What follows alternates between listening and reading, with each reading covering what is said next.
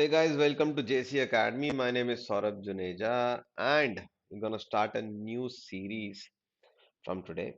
So, along with the important marketing concepts videos, we're gonna discuss this as well now onwards. So, we're gonna take care of some very important and previous year MCQ sets, right? So, we'll be having sessions from now on. और इसके साथ साथ जो हम कर रहे थे important marketing concepts उसके भी वीडियोस अब ऑन एंड ऑफ आएंगे और साथ साथ प्रीवियस ईयर इम्पोर्टेंट एमसीक्यूज भी जो है अब मैं यहाँ पर आपके सामने लेके आऊँगा राइट। जैसे जैसे हमारा एग्जाम करीब आ रहा है वैसे वैसे हमारे एफर्ट्स भी उतने इंटेंस होते चले जाएंगे राइट। सो जैसे मैंने बताया as and when the examinations come closer we will be intensifying our efforts to prepare for this particular exam, right? So in this very first session that will be dealing with the previous year and most important MCQs for the upcoming IBPS SO mains examination for marketing officer. So let's get started, and one small reminder, if you haven't subscribed for the channel right now, or rather till now, you should do it right away, and also do press the bell icon so that you get notifications on time, right? So the very first question that you have is dash is a new way of performing the task of marketing made feasible by the advent of new technology, namely the internet. So which of these is basically the new way of performing marketing, the new use of technology, primarily internet? So you have five options. Is it rural marketing? Is it online marketing? Is it green marketing? Is it e-marketing or none of these? So you must be confused between these two options, online marketing and e-marketing. Many of you must be really, confused as to these terms are used interchangeably. But yes, the correct answer to this is option B, that is online marketing. Online, the very term refers to internet, whereas e-marketing is electronic marketing. So even though if you're not using internet as a tool, if you're using some kind of an electronic tool or a device to market the product, that will again be a part of e-marketing. I've already made a detailed video on online marketing, e-marketing, and digital marketing. You can check it out in the descriptions playlist below, और वहाँ पर आपको clarity मिल जाएगा, right? So that's it. So the correct answer to this question is online marketing. काफी confusing terms हैं online marketing, digital marketing और ई marketing, तो इसके कंसेप्ट को आप अच्छे से कर लीजिएगा right.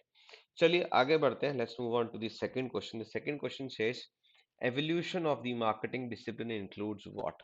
So does it include marketing, does it include selling, does it include mass production, or does it include holistic marketing, or e does it include all of the above? So the correct answer to this question is obviously option E, all of the above.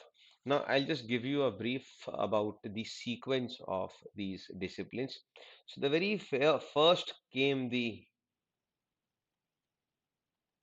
production concept. The core theme behind the concept was mass production.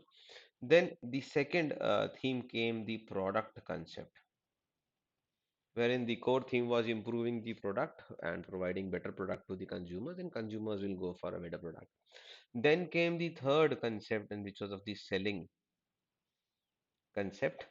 Now, the selling concept stressed the needs of the seller, and the idea was to sell. The idea was to generate maximum revenues. And after that came the concept of marketing, where the thought process was to satisfy the needs of the consumers while making profits. But as of right now, marketeers see even beyond that, and they apply the concept of holistic marketing concept, so which says that it is not only the job of the marketing department to ensure that the product is sold or maybe satisfies the consumer, but every person involved in the organization or the company should be sensitized and should be thinking in the same lines as that of the marketer, and should be focusing towards satisfying the customer's needs from the starting of the value chain delivery till the end point where the product is delivered to the consumer. So option E, all of the above is the correct answer in this case. Let's move to the next question, question number three. And a transaction involves what? So a concept between, or rather a difference between exchange and a transaction has to be understood.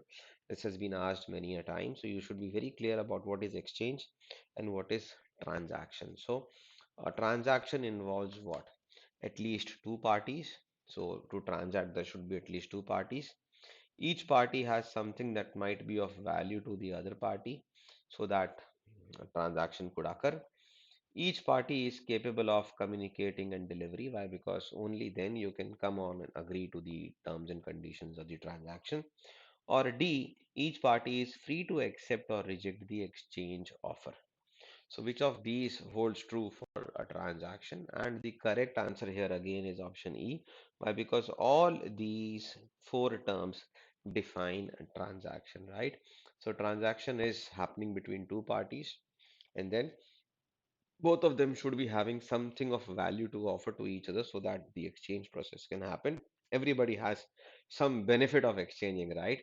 And then each party should be capable of communicating and delivering. Why? Because you can have to make the other party understand what you have to offer and eventually deliver the same as well. And lastly, each party is free to accept or reject the offer. So that is the case. Let's move on to question number four. But before that, small reminder, I have already recorded the entire video lecture course for your upcoming IBPS SO mains examination. The course is completely accessible and visible to you once you purchase the course, and it comprises of 45 plus hours video lectures along with the downloadable lecture PDF notes, which can be printed as well. The mode of communication is easy to understand English language, and I have already given you the link for my Telegram channel and my Telegram handle to for you to pick up your doubts. And then once you clear the mains examination, interview guidance is included in this package. So we'll be having some sessions, some live sessions rather for your interview guidance. So that will be there. The course also covers more than 1500 MCQs in the forms of questions discussed and explained by me in detail, along with chapter wise quizzes. So that is something that will actually help you a lot to crack the examination and to develop a better understanding of the chapter and the concepts. You can also use the coupon code JC30. The link for the course is given below in the description, right? So you can check out the demo videos and other things as well. For details, you can always call this number. So let's continue to next question, question number four. So in Dash, consumers may share a strong need that cannot be satisfied by an existing product. So in what kind of demand rather, because we've been given options for five demands: negative demand, latent demand, declining demand, irregular demand, non-existent demand, which case the consumers may share a strong need that cannot be satisfied by an existing product. So, guys, the correct answer to this question is latent demand. Now, latent term is also substituted by the word hidden. You must have heard of the term latent heat, right?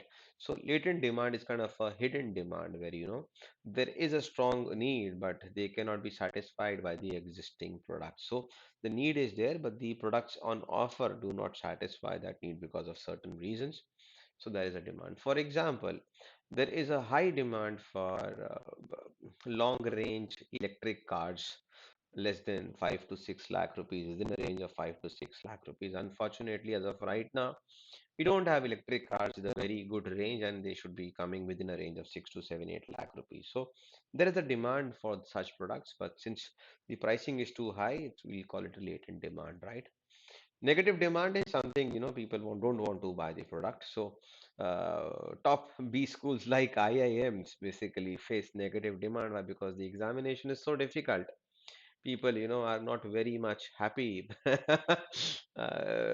appearing for the exam. Last year also IBPS SO marketing had only 60 vacancies, so there was a negative demand with respect to the previous year. So 2019 there was a good demand, lot many students filled up the forms, but many of them got discouraged looking at the number of vacancies and this particular examination saw a negative demand. Then a declining demand is that when with due course of time the demand falls somewhat like this in a graph. So maybe we talk about tablet devices. You can see there's a declining demand. Then there could be irregular demands because fluctuations because of seasons, or maybe irregular demands can be there. So if you talk about health supplements for the last 2 3 years are seeing irregular demands. So whenever the COVID threat comes, the lockdown threat comes, the waves of the virus comes, the demand goes up and then eventually comes down. So irregular demands. A non-existent demand is a demand which is not existent. People don't demand for anything, right? So let's move on to the next question, question number 5. Here it comes. So B is the correct answer in this case. So companies selling mass consumer goods and services such as soft drinks, cosmetics, air travel, and athletic shoes and equipment spent a great deal of time trying to establish a superior brand image in markets are called what? Now, these kind of markets are called what? Are these called business markets? Are these called global markets? Are these called consumer markets? Or are these called non-profit and government markets? Or are these called service markets? So, if you have a look at the products mentioned, soft drinks, cosmetics, air travel, athletics. So air travel is a service while these are products. So you can easily, chalk this down out. And these are being consumed by people like you and me. So this cannot be called a non-profit or a government market. And similarly, basically, these are the end consumers basically consuming soft drinks or maybe cosmetics. So this cannot be called a business market as well. And the answer here should be C. Why? Because all of them are consumer products or services, and therefore it will be a consumer's market. Had the discussion been around crossing the borders of the countries, then it could have been the global market. So option C should be the answer. And yes, option C is the correct answer. So I will be surely meeting you from here on. I'll be seeing you more frequently with such MCQs, and slowly and gradually, as and when we get more involved, we'll be increasing the pace and the number of questions discussed as well. The sole idea was to assure you that I am there to help you out, to support you out, and I will be coming up with many such videos. So stay tuned and do check out the video course. I'm going to catch you up in the next video. Till then, bye bye. God bless you. Take care.